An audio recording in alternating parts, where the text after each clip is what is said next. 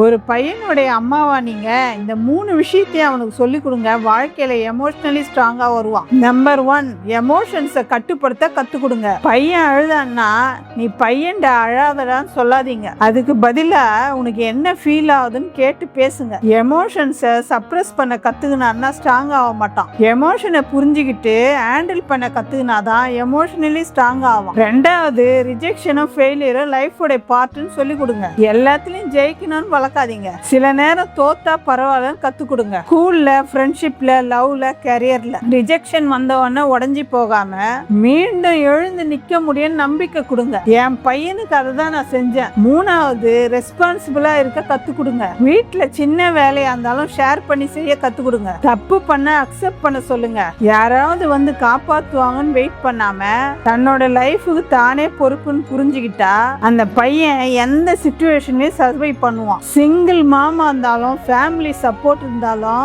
ஒரு பையனுக்கு நீங்க கொடுக்க போற பெரிய கிஃப்ட் பணம் இல்ல, எமோஷனலி ஸ்ட்ராங்கா இருக்க கத்து கொடுக்கிற வளர்ப்பு தான். இந்த வீடியோவை ஒவ்வொரு அம்மாவுக்கும் ஷேர் பண்ணுங்க.